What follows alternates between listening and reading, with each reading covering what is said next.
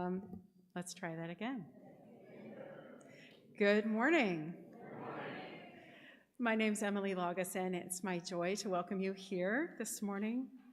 I invite us to take a deep breath and center ourselves with these words that call us to gather. With our searching souls and our broken hearts, let us seek refuge and renewal in this time and place.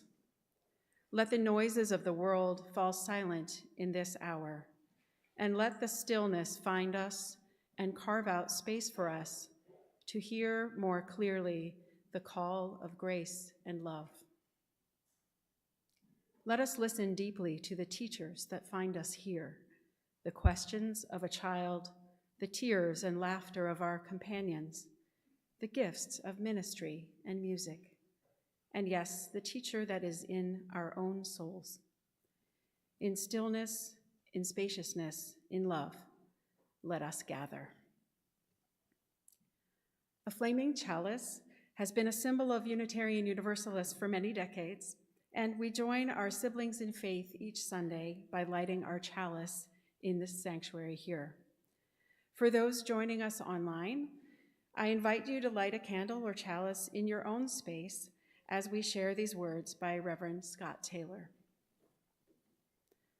We light this chalice in honor of the memories that hold and heal us, for stories we tell of those whose heroism inspires our own, for the pictures of loved ones who have passed, in whose images we see our better selves, for the work of remembering that we stand on the shoulders of others who paved the path on which we walk and blessed us with advantages we didn't earn all on our own. May these memories of those who came before inspire us to pass on a better world to those who will come after us. May their light guide our way.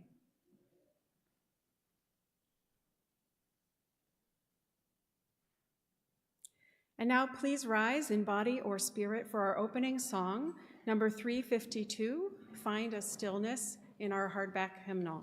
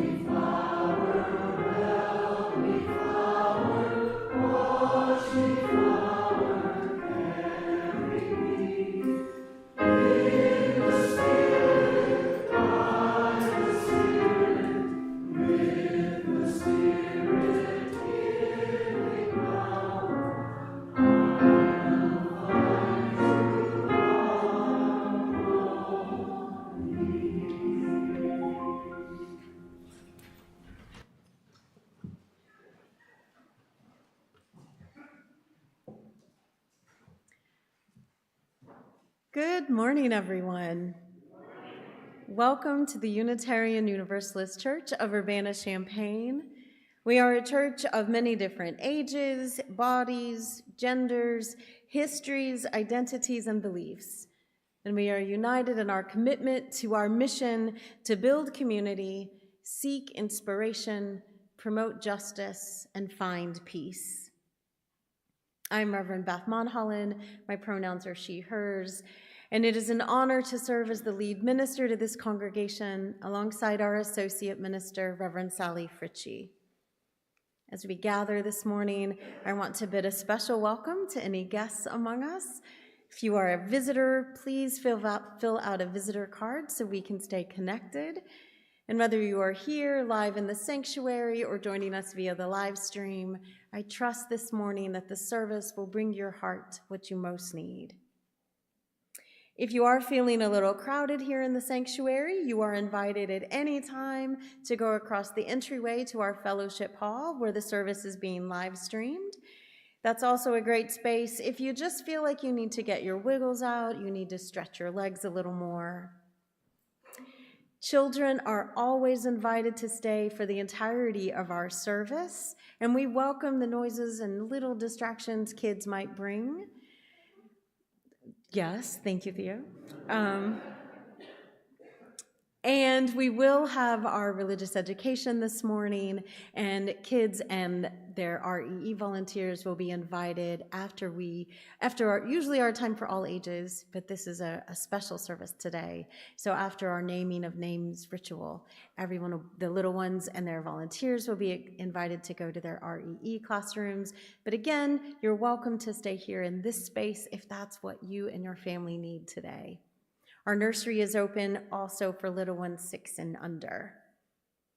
And because we are living in endemic times and it is autumn and there are a proliferation of viruses, we invite each and every single one of us to wear masks when we feel like we need it and to be respectful of each other's boundaries.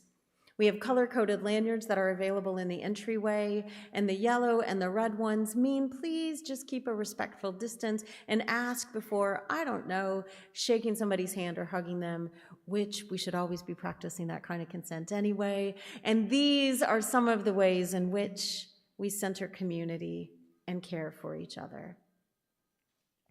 A phone just rang, so it's also a good reminder. Turn your phone to silent if you need to. This is the time I always fear and check, but I forgot my phone at home today, so that's a weird feeling, let me tell you.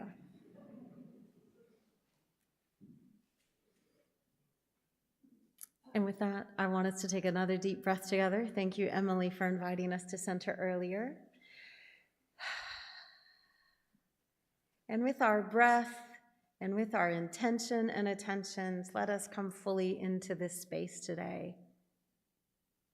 Today is a special service. We call it our remembrance service. It coincides not exactly with the date, but with what in many of the Christian calendars is All Souls Sunday. It's actually a time across the world and across faith traditions that people, as we move into autumn, the days get longer, and we know that winter is approaching, that we often pause and remember the year that has gone. And as we lean into harvest, we remember those among us that death has harvested from us. The presence of those we love continue to echo in every memory we have of them, and every time we are inspired to live by their example.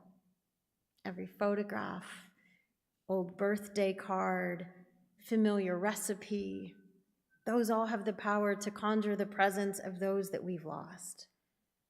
When we hear a favorite song, catch the scent of a perfume that we haven't actually scented in decades, or we wrap a quilt they made around our chilly bodies, we keep our connections to those we have loved alive. And it doesn't have to be all sadness and mourning.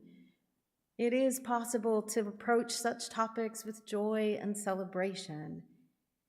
It's possible to greet death sometimes with silence, but sometimes with songs and the ringing of bells. On a Remembrance Sunday, on an All Souls Sunday, we not only mourn those who have died, but we celebrate the lives that they lived.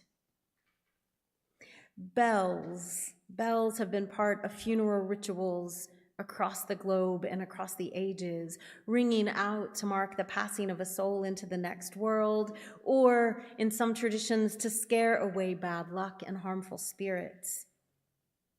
It's a tradition that we share here, to read the names of our church members who have died in the year since our last remembrance service.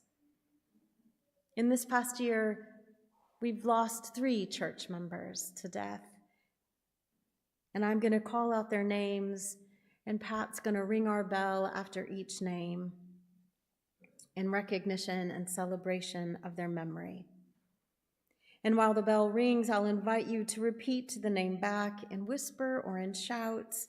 And if you're watching from home, please join us in speaking the names back, even if you feel a little silly calling out in an empty living room.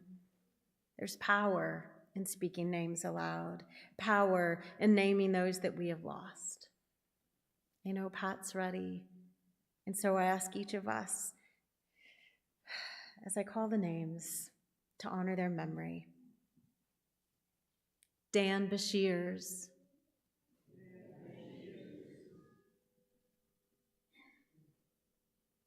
Don Denny.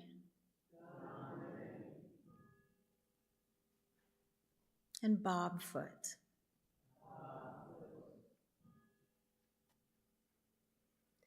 May their voices live on in our songs. May their courage live on in our commitments. And may their love continue to bless the world. I know that there are other names being carried in our hearts today. People that you've lost in this last year, people who might be long departed, but whose memory you still carry like a precious stone in your heart. So we want their names to be spoken aloud today as well.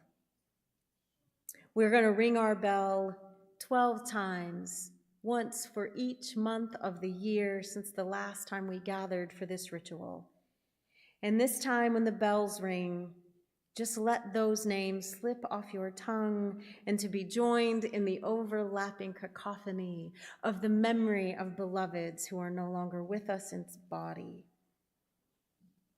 Let the noise of the bells and our voices be a prayer that we carry them with us always.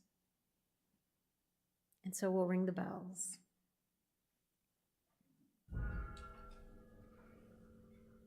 Ethel Nichols, Frankie, Laura,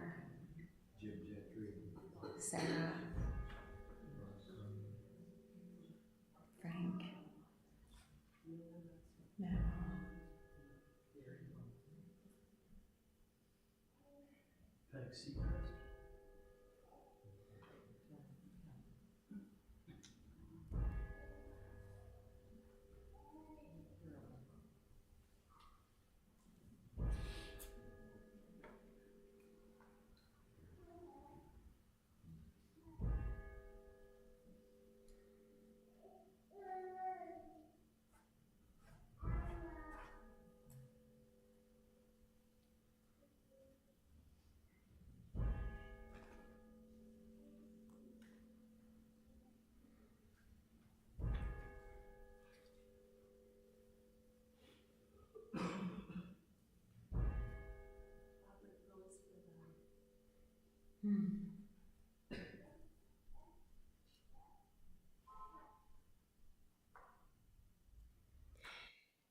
In the sound of bells, in the gurgle of babies' voices, in the music we make, in the breaths that come in and out of our bodies, we are deeply connected to each other. We are connected to a long line of ancestors, and we know that we someday will be ancestors that others remember. Let us hold that complexity of both grief and sorrow, of love and hope tenderly today. Let all the memories be a blessing. Later this morning, we'll light candles together, also in memory. But for now, we're going to let our little ones and their REE volunteers go to their classrooms. They'll also light candles today. No matter what spaces we are in, we honor each other together.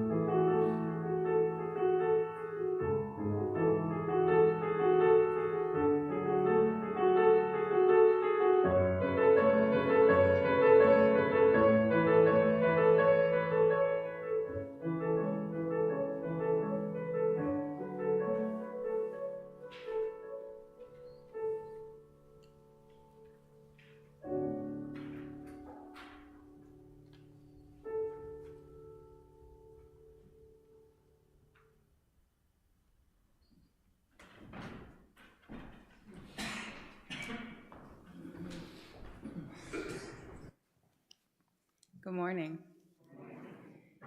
I will be reading probably my favorite poem ever. I think it fits really well with the theme today. It's October by Mary Oliver. There's this shape, black as the entrance to a cave. A longing wells up in its throat like a blossom as it breathes slowly. What does the world mean to you if you can't trust it to go on shining when you're gone? And there's a tree, long fallen. Once the bees flew to it like a procession of messengers and filled it with honey. I said to the chickadee, singing his heart out in the green pine tree, little dazzler, little song, little mouthful. The shape climbs up out of the curled grass. It grunts into view. There is no measure for the confidence at the bottom of its eyes. There is no telling the suppleness of its shoulders as it turns and yawns. Near the fallen tree, something, a leaf snapped loose from the branch and fluttering down, tries to pull me into its trap of attention. It pulls me into its trap of attention. And when I turn again, the bear is gone. Look, hasn't my body already felt like the body of a flower? Look, I want to love this world as though it's the last chance I'm ever going to get to be alive and know it. Sometimes in late summer, I won't touch anything, not the flowers, not the blackberries brimming in the thickets. I won't drink from the pond. I won't name the birds or the trees. I won't whisper my own name. One morning, the fox came down the hill, glittering and confident, and didn't see me. And I thought, so this is the world. I'm not in it, and it is beautiful. Thank you.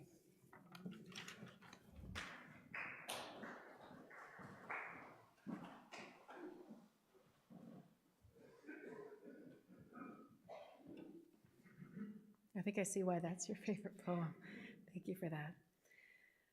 Because this is our remembrance service and we'll be participating in rituals to honor our loved ones who have died, we will not be doing our usual ritual for joys and sorrows today, but please still send in your written joys and sorrows, and we'll share those later in the service.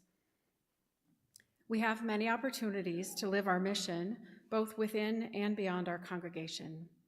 We invite you to subscribe to and read our weekly e-news to stay up to date on all of the activities offered through our faith development, congregational life, and our social action councils.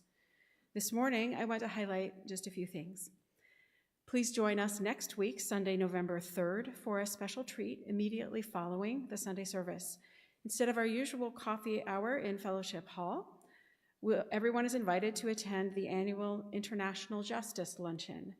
We'll be serving up some culinary delights inspired by, I wish it were prepared by our partner churches across the globe from Romania and India. That would be some takeout. These dishes have been carefully selected in correspondence with representatives from our partners to ensure their authenticity, and we will have 2 full courses that day. Donations are gladly welcome, and all proceeds are distributed to our 2 partner churches, but all are welcome to enjoy regardless of donation. Our immigration justice team is collecting clean, gently used, or new blankets for the immigrant services of Champaign-Urbana. All sizes from twin to king are welcome. And we are looking for at least 5 more volunteers to participate in a Habitat for Humanity project on Saturday, November 9. No construction experience is required, just a willingness to help our community. You can read more details about these and other events in our e-news. Each Sunday, in recognition of our very real interdependence and reliance on each other, we pass the plate and share our offering with an organization doing the work of justice in the world. Our shared offering partner for October is the Urbana-Champaign Independent Media Center, whose mission is to foster the creation and distribution of media and art that emphasizes underrepresented voices and perspectives, and to promote empowerment and expression through media and arts education. You can give by text through the online portal on our website, or if you're here in the sanctuary, the basket will be passed and checks can be made out to UC, and in the memo put shared offering. Half of what you give will go towards sustaining the work of this church, and the other half will go directly to our shared offering partner. We invite you to give whatever is generous for you. And this is also the time to submit a written joy or sorrow. Thank you.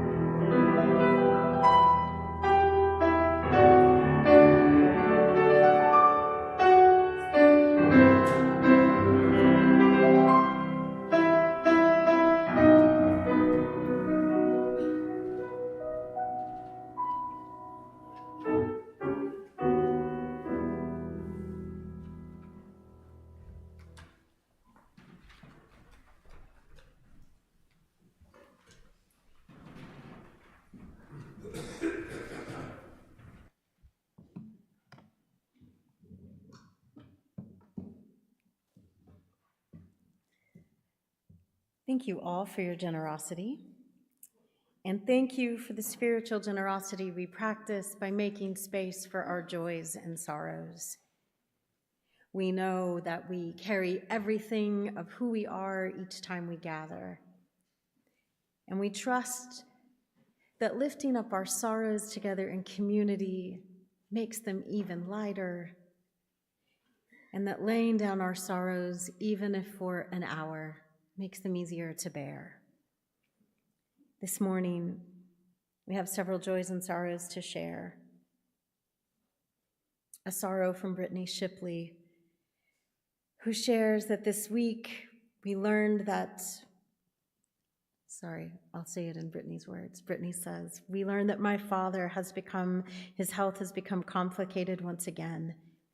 We are sorting the details, but he likely has esophageal cancer and has a long road ahead of him in the midst of major uncertainty. With my stepmother's job and insurance, please hold him in your thoughts."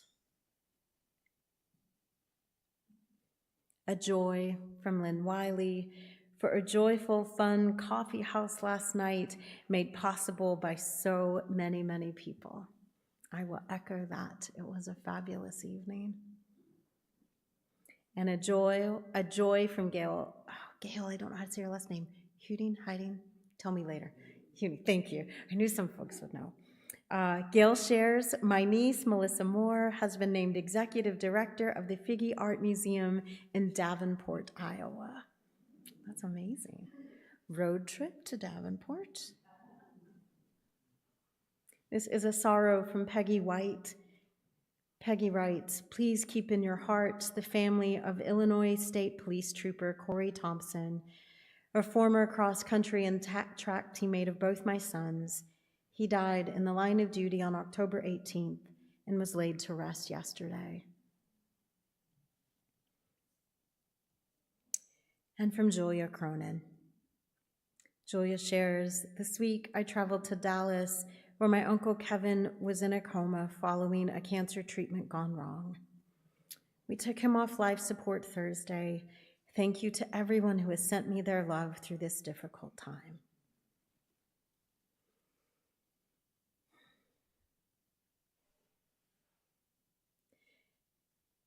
For all of these joys and sorrows that we've spoken aloud, and all that we carry silently in our hearts, I offer us this blessing. Spirit of life and love that holds all that we are, remind us that we make space together in this community to share in all the complexities of life. May we continue to hold our joys and sorrows collectively with gentleness and care. Amen.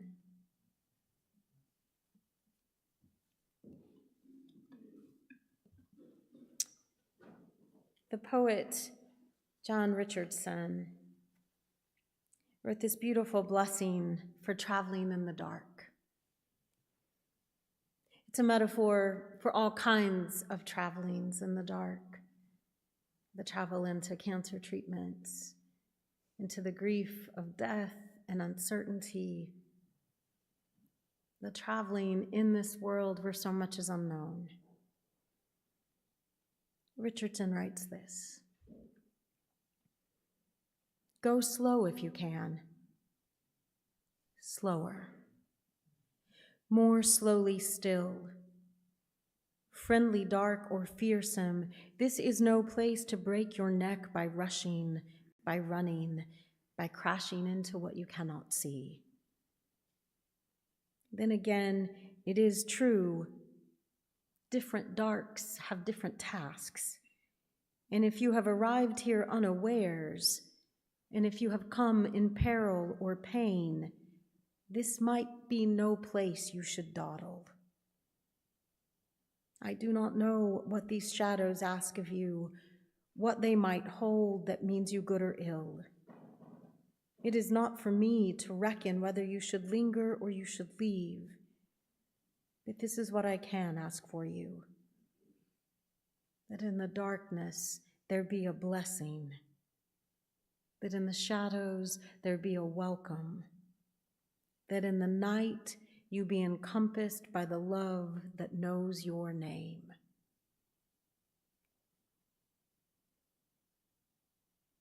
There is a love that knows your name, that is listening for you as you make space to listen to your own grief. That it is challenging for us, Americans especially,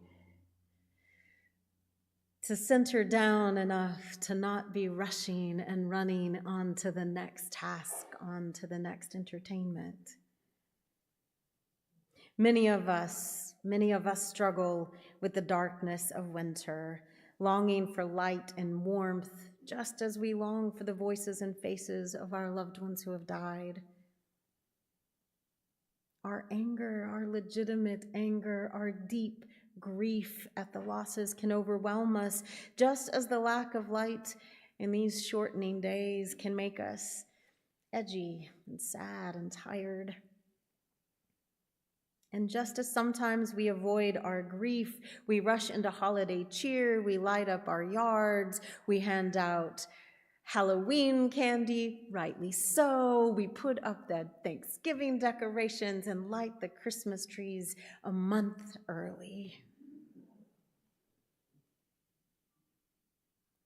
But there's a natural rhythm to life that our modern world does try to override. Darkness, as Jan Richardson's poem implies, provides some needed rest. The longer nights of winter remind us that we are all part of the natural world, and just as nature pauses, slows down to renew life, so must we. And while we avoid, often in our culture, serious talk of death, death is the only certainty we actually have, a fixed point that all of us at some time will share. Making space for the complexities of our feelings about darkness and death requires us to move at a different pace than we otherwise might. Requires us to pause, to listen to our bodies, to listen to the messages of grief that arise in it, and to listen to the memories and shapes of all who have come before us, and to know that we too will be carried on in the memories of others once death comes for us. Darkness and death aren't to be feared, but rather to be marveled at. For it is in them that we recognize the beauty of light and life. When we look at the stars on a dark winter night, we see them shine so brightly that I hope we are each always filled with awe. And it's true that the light of those stars that we see that fill us with awe died and burned out eons ago. But that does not make the light that comes to us any less beautiful. And so it is with our lives. We shine briefly here, but our light will live on in the stories and love we leave behind us. And so this morning, we will light lights together here in this beautiful sunlit room. On this chilly autumn day, I am going to invite us to come forward as we feel called to do so and light a candle here or in the center back. Folks have brought in beautiful photos and mementos of their loved ones. And I'm going to invite you to pause as you come up to light the candles. Take a moment to look at one of those photos and know that it is a connection to someone in this room, to who they have been and who they will be in the future in the memory of someone else. I'll invite you to come forward and light a candle, slowly and at your own pace. There's candles all around the chalice table here, so you can come on any side of it that you're comfortable doing so. If the trek to the front of the room is a bit much, there are candles and photos right on the back there. There's no rush or hurry. We'll go slowly, as Jan Richardson said in her poem. We'll start with the front row here, the front row in the back. And folks can come down the center aisle, make your ways out around the edges to go back to your seats. Juan will play a little music for us. If you feel like just sitting and being at your seat is what your body needs this morning, that's okay. If you feel like lighting 2 or 3 candles is what your body needs this morning, you're welcome to do that as well. So as Juan starts our music, I'll invite you to come forward. Emily and I will get things started with some tapers here at the front. There's a taper in the back as well. And we'll pass our flames on to each other, knowing that the light we share here is a symbol of the light we each carry in us. When you're ready, come on up.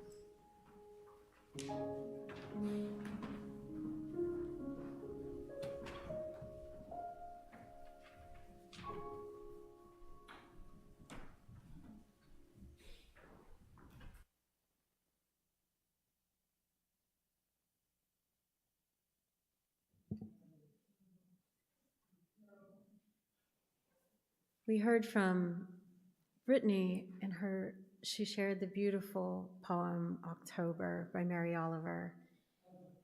In some of my minister groups, we all we laughingly joke that Mary Oliver is the unofficial UU Poet Laureate. She was not a practicing UU. She was actually a practicing progressive Episcopalian, but she moved in UU circles, and her poetry speaks to many of us, no matter what our faith traditions might be.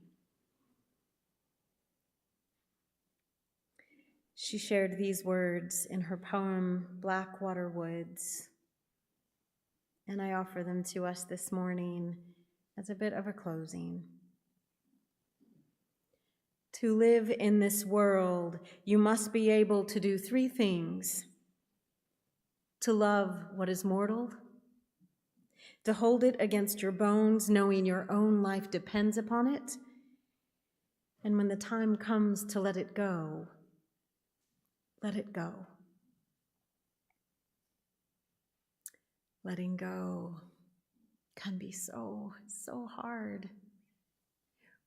We think sometimes it means we forget, we cut off feeling, but that is not it at all.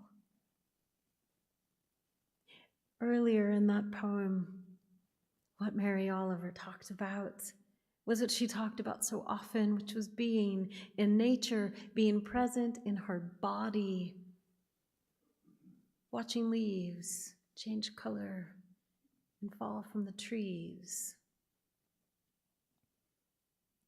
seeing the birds move on. Letting go does not mean we let go of love. It does not mean we let go of memories.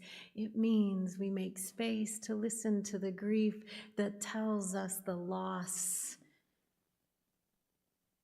is part of the wholeness of life. Love what is mortal, hold it to your very bones, and let it go. Let all that you love, all that you are, eventually return to the very universe, to the dust and the stars and the water from which we are all made.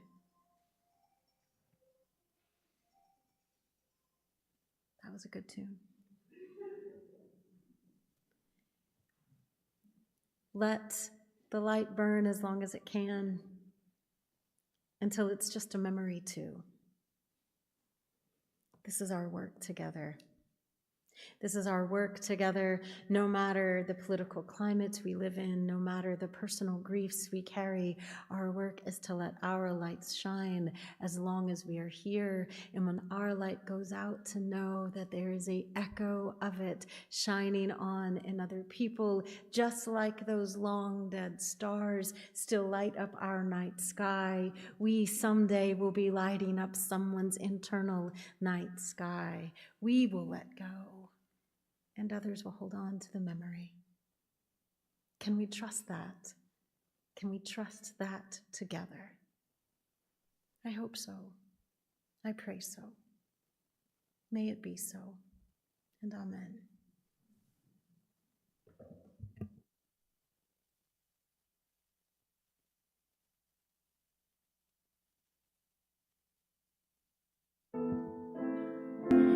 I'm going to extinguish the chalice, but not with our regular words. We're going to let the prayer be the chalice extinguishing, and then we'll have our postlude. Thank you, Juan.